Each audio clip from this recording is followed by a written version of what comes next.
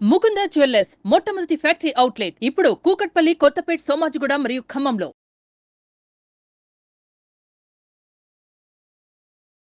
నమస్కారం శంకరి గారు. నమస్తే సిరి. సో చాలా మంది కూడా అఫర్మేషన్స్ గురించి రకరకాలుగా ప్రయత్నాలు చేస్తూ ఉంటారు.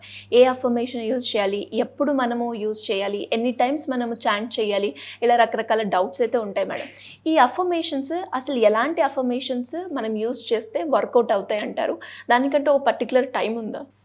ఎఫర్మేషన్స్ అనేవి హోల్ హార్టెడ్గా మనం అనుకున్నటువంటి గోల్ని రీచ్ అవ్వడానికి కరెక్ట్ ప్యాటర్న్లో రాసుకున్నప్పుడు మాత్రమే అవి నెరవేరుతుంటాయి. చాలామంది ఏంటంటే నెంబర్ ఆఫ్ గోల్స్ పెట్టుకుంటుంటారు. ఇప్పుడు ఫర్ ఎగ్జాంపుల్ జాబ్కి వెళ్ళాలనుకోండి, హాల్ టికెట్ వస్తే, ఎగ్జామ్ రాస్తే, ఇంటర్వ్యూ పాస్ అయితే, ఇలా చిన్నగా స్టెప్ వైజ్ అనుకుంటుంటారు. బట్ ఎఫర్మేషన్ అనేది ఏంటంటే స్టార్టింగ్ పాయింట్ ఎండింగ్ పాయింట్ వరకు అన్నిటినీ కనెక్ట్ చేసే విధంగా ఒక సెంటెన్స్ని ఫామ్ చేసుకోవడం అనేది చాలా ఇంపార్టెంట్ అనమాట.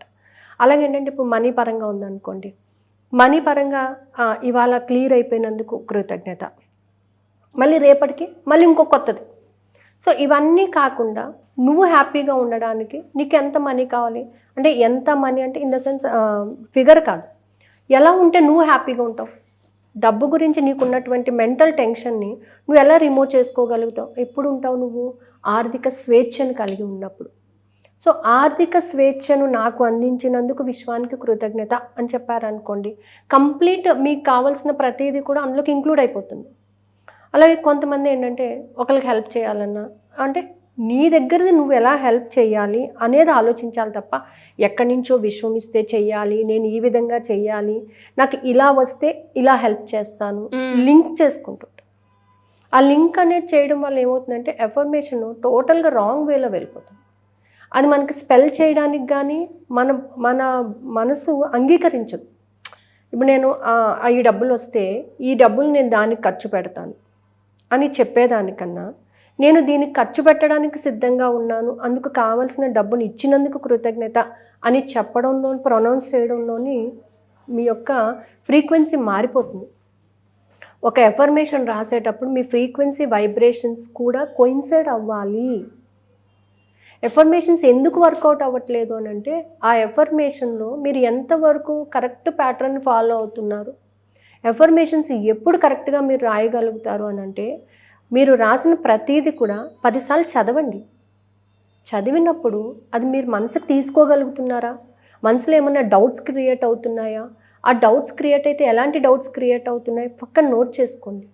సో ఈ డౌట్స్ అన్నిటికీ మీ మనసు మీకు సమాధానం చెప్పగలదా? చెప్పలేనప్పుడు అది ఎఫర్మేషన్ కాదు. సో ఎఫర్మేషన్ని క్రియేట్ చేసుకోవడం కూడా ఒక ఆర్టే. ఆ ఎఫర్మేషన్ మనం స్పెల్ చేసినప్పుడు మనకు వైబ్రేషన్స్ ఉండాలి, మన ఫ్రీక్వెన్సీ పెరగాలి, ఎలక్ట్రోమాగ్నెటిక్ ఎనర్జీ అనేది డెవలప్ అవ్వాలి, కరెక్ట్గా యూనివర్స్లోని దానికి కనెక్ట్ అయ్యేటటువంటి ఫ్రీక్వెన్సీని కలిగి ఉండాలి. నేను అని అన్నప్పుడు నేను విశ్వంతో మమేకం అవుతున్నాను, సో ఈ యూనివర్స్తో నేను కనెక్ట్ అవుతున్నాను అని అన్నప్పుడు టోటల్గా నీ బాడీ మొత్తం కూడా దానికి యాక్సెప్ట్ చేయగలగాలి. రెగ్యులర్గా 2 ఎఫర్మేషన్స్ ప్రాక్టీస్ చేస్తుంటాము. ఏంటంటే, నేను విశ్వాన్ని విశ్వసిస్తున్నాను, విశ్వంతో మమేకం అవుతున్నాను. ఎప్పుడు నువ్వు పూర్తిగా దానిని నమ్మినప్పుడు నీ యొక్క ఫ్రీక్వెన్సీ దానికి కనెక్ట్ అవుతుంది. అలా కనెక్ట్ కానప్పుడు మనం ఎన్ని ఎఫర్మేషన్స్ రాసినా కూడా వర్కౌట్ కాదు. కొంతమంది పుస్తకాలు రాసేస్తూ ఉంటారు. ఎఫర్మేషన్స్ 55 టైమ్స్ రాస్తారు, 5 days రాస్తారు, కొంతమంది 21 days రాస్తారు, 11 times రాస్తుంటారు. కానీ నాకు వర్కౌట్ అవ్వట్లేదండి అనే టాక్ నేను విన్నాను. ఎందుకు అవ్వట్లేదు అని అంటే, మీ ఎఫర్మేషన్ కరెక్ట్గా మీ మనసు యాక్సెప్ట్ చేయలేనటువంటి ఎఫర్మేషన్స్ మీరు రాసుకుంటున్నారు కాబట్టి. ఆ ఎఫర్మేషన్స్ రాసుకోవడం కూడా మీకు ఏమనిపించిందో 1-4 సార్లు మీరు చదివినప్పుడు మీ మనసులో ఎలాంటి డౌటు లేకుండా, మనసులో ఎలాంటి బెదురు లేకుండా, ఇప్పుడు నేను నెలకు ఒక 5 లక్షలు సంపాదిస్తున్నాను మీరు అన్నారే అనుకోండి, మీరు అన్నారు, సో 5 లక్షలు సంపాదించడానికి నాకు అవకాశాలు వచ్చినాయి, అవకాశాల ద్వారా నేను సంపాదిస్తున్నాను అని మీరు సమాధాన పడినప్పుడు మాత్రమే అది వర్కౌట్ అవుతుంది. అప్పటి వరకు మీకు ఏమవుతుంది, నేను 5 లక్షలు ఎక్కడి నుంచి సంపాదిస్తాను, నాకు వచ్చేది ఇంతే కదా, నాకు వేరే సోర్స్ ఏముంది, నాకు ఎవరిస్తారు, నేను 5 lakhs ఎలా ఫుల్ఫిల్ చేస్తాను, ఈ డౌట్స్ మీకు మనసులో తిరుగుతుంటాయి. కానీ పైకి ఏం చెప్తారు, నేను 5 లక్షలు సంపాదించినందుకు కృతజ్ఞత. సో 5 లక్షలు నేను సంపాదించినానంటే నాకు సోర్స్ ఉంది, నాకు సోర్స్ క్రియేట్ అవుతుంది, యూనివర్స్ ద్వారా నేను సోర్స్ పొందుతున్నాను, నా యొక్క టాలెంట్ని నేను పెంచుకుంటున్నాను, నా టాలెంట్ ద్వారా నేను అమౌంట్ని అట్రాక్ట్ చేస్తున్నాను అనేటటువంటి ఆలోచన మీకు ఉన్నప్పుడే ఆ ఎఫర్మేషన్ వర్కౌట్ అవుతుంది. సో చాలామంది ఏంటంటే ఎఫర్మేషన్స్ రాస్తారు, కానీ ఎఫర్మేషన్స్ ఎంతవరకు కరెక్ట్గా రాస్తున్నారు దాన్ని ఒకసారి చెక్ చేసుకోండి.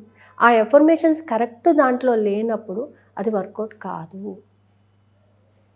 చాలామంది ఎఫర్మేషన్స్ దగ్గరే పోతూ ఉంటుంది, దానివల్ల విజువలైజేషన్ రాదు, మేనిఫెస్ట్ చేయలేము, దేనిని కూడా కరెక్ట్గా మనం అనుకున్న స్థాయిలోని రీచ్ అవ్వలేకపోతుంటాం.